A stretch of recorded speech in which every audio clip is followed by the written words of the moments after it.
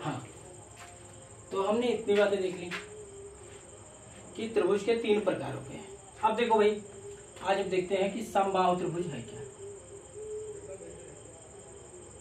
समबाहु त्रिभुज means equilateral triangle. Equilateral triangle समबाहु त्रिभुज, ऐसा भी ट्रायंगल जिनके सभी साइड्स इक्वल हो।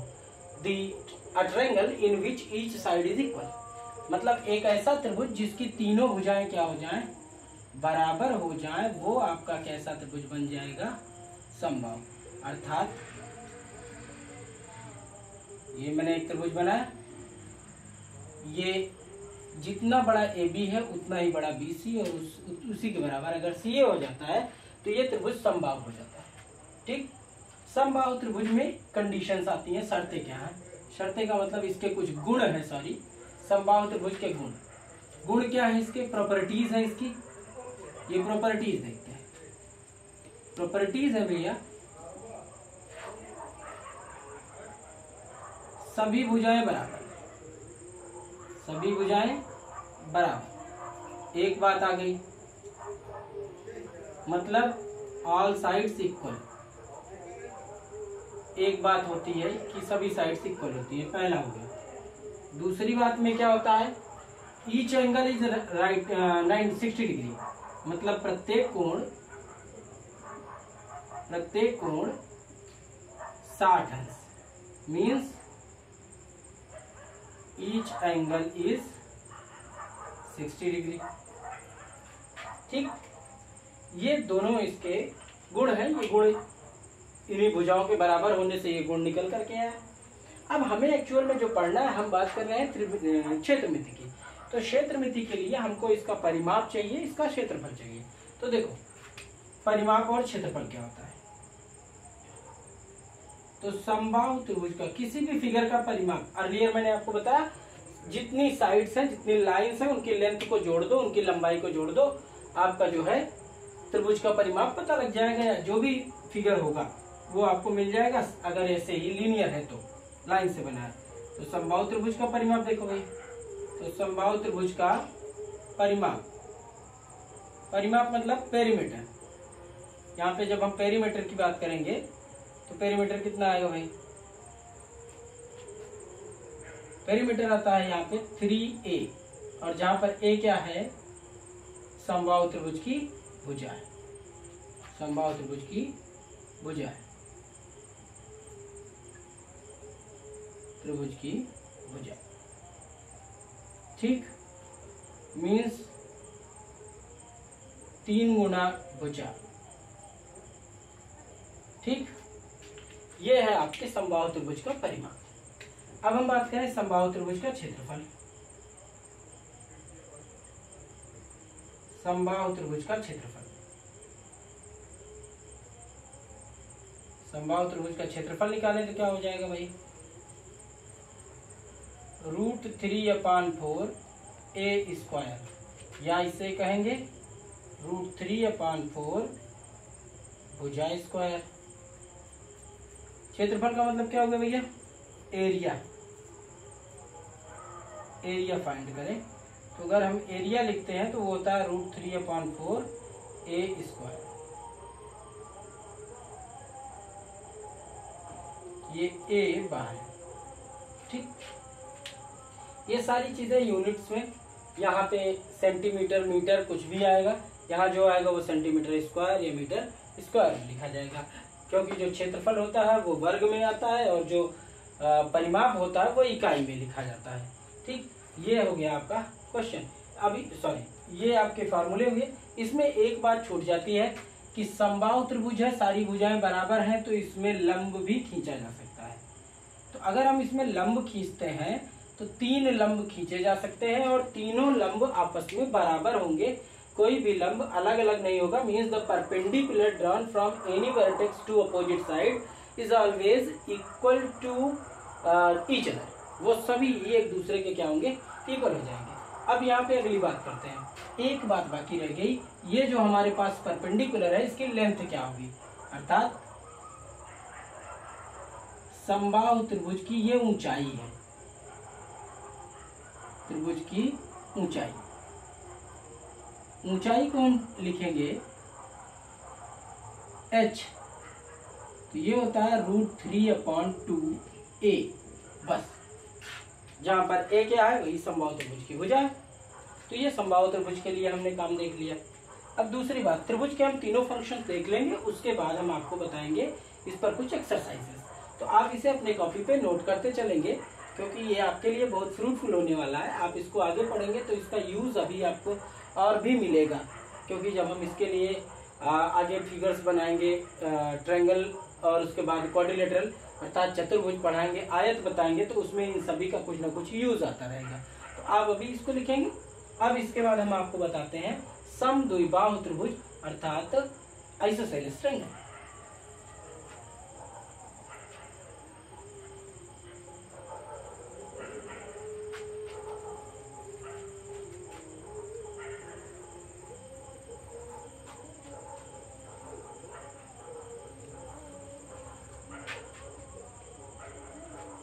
अब देखिए, समद्विबाहु, मैं त्रिभुज को बस ऐसे ही बना दे रहा हूं, त्रिभुज बोल लो। इसका मतलब आइसोसेलेस ट्रायंगल, ट्रायंगल बोलो। आइसोसेलेस का मतलब क्या होना चाहिए? समद्विबाहु का मतलब है दो भुजाएं बराबर, 1 2। मतलब अगर ये और ये मैं दो भुजा बराबर कर दिया, तो दो संलग्न भुजाएं अगर बराबर हो गई तो समद्विबाहु त्रिभुज हो गया। तो समद्विबाहु त्रिभुज की प्रॉपर्टी क्या हो गई, गुण क्या है भाई?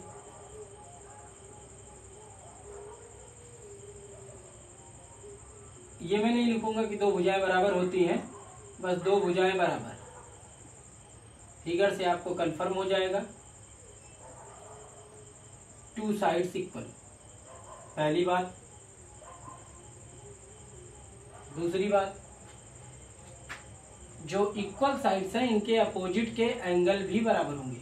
मतलब AC के सामने B कोण है तो B कोण, और AB के सामने एंगल C है तो C कोण है, ये बराबर हो जाएंगे। मीन्स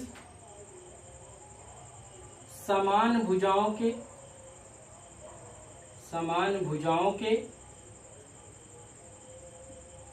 सम्मुख कोण बराबर। सम्मुख मतलब सामने, सम्मुख कोण बराबर होते हैं। इसका मतलब क्या होगा? Angles opposite to equal sides are equal, ये बात हो गई।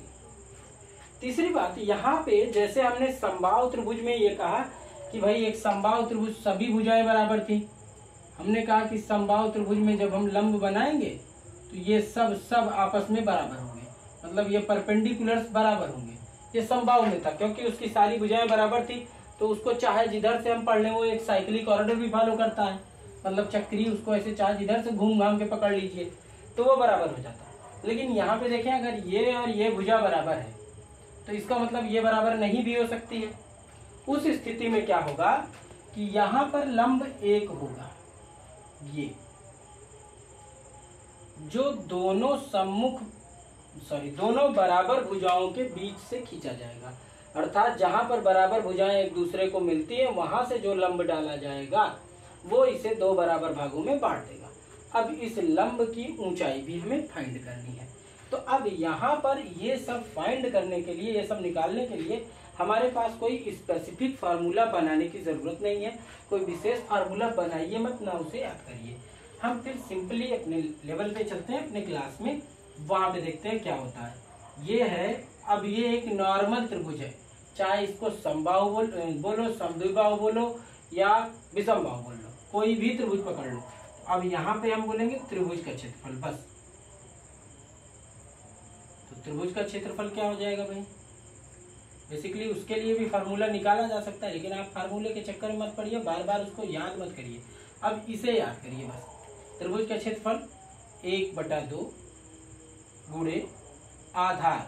आधार मतलब जिस पर लंब टिका हुआ है, ये परपेंडिकुलर इसी पर आके रुका है, जिस पर रुका है वही आधार। समझ लेना, फिर से देख ले। मैंने कहा ये परपेंडिकुलर इस पर आके रुक गया, मान लो बीसी पे, तो बीसी जो है आधार बना।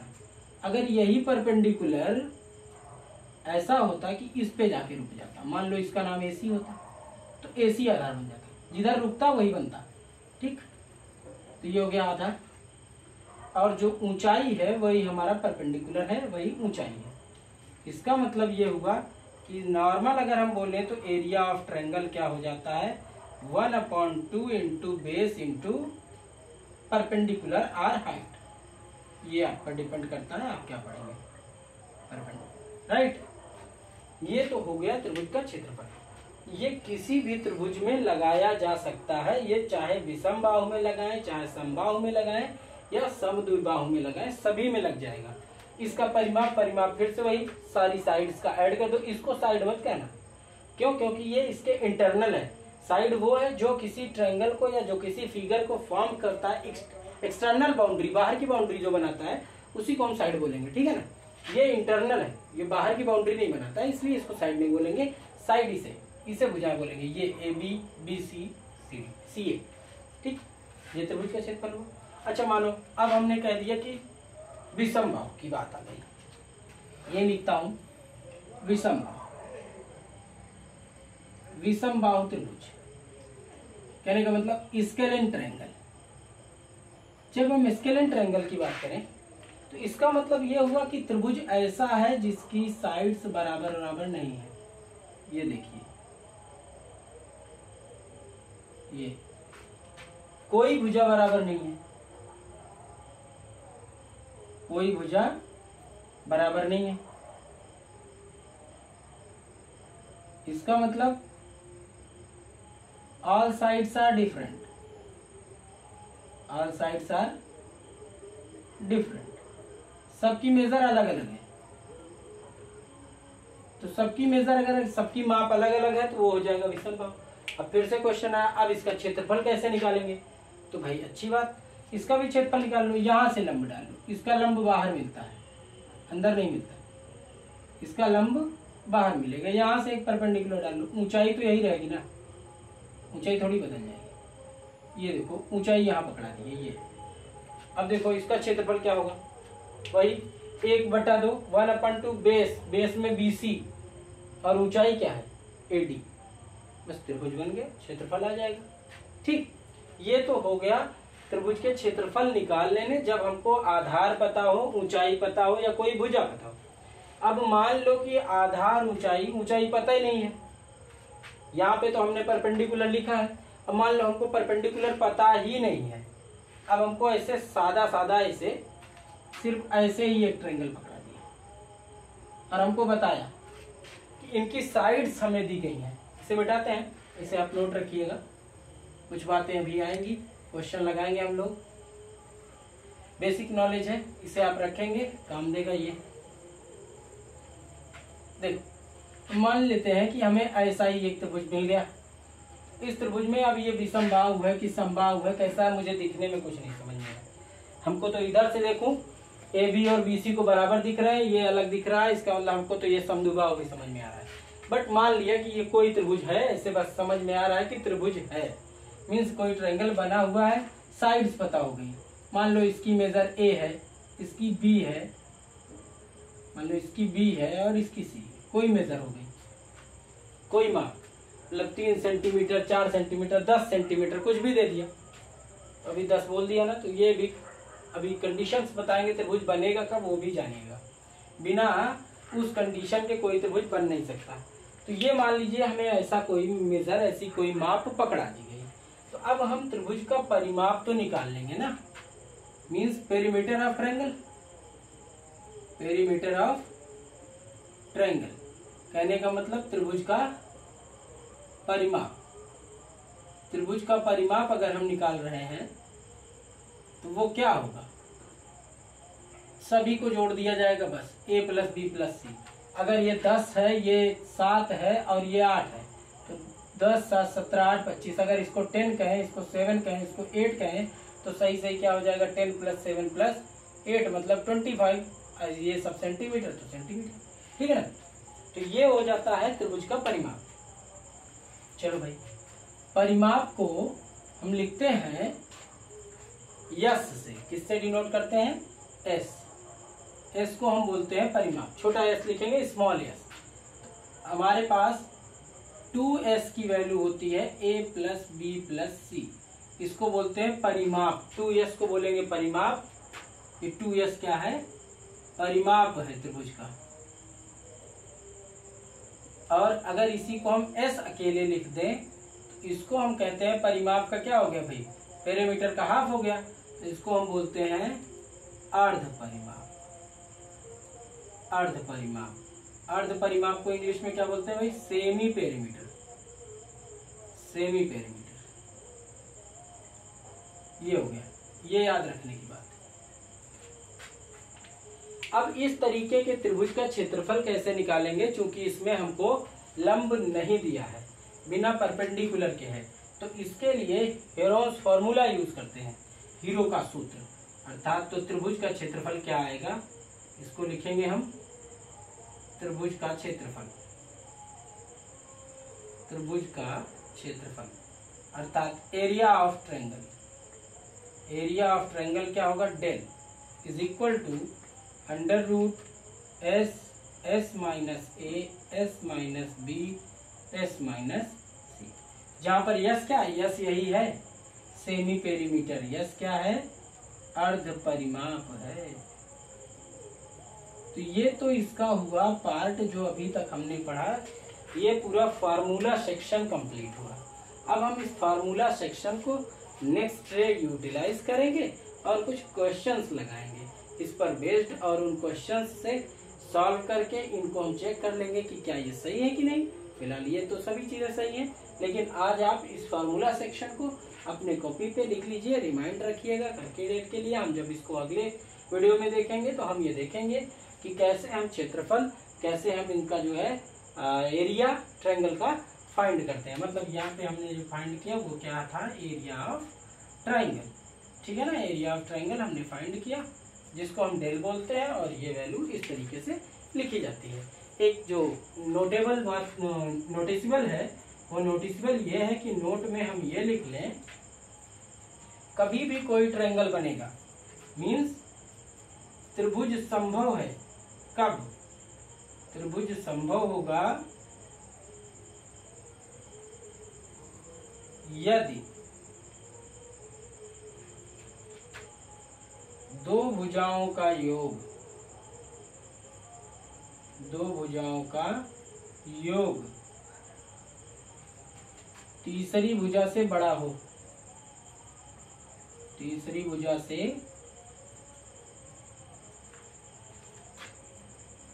बड़ा हो means if the sum of any two sides is greater than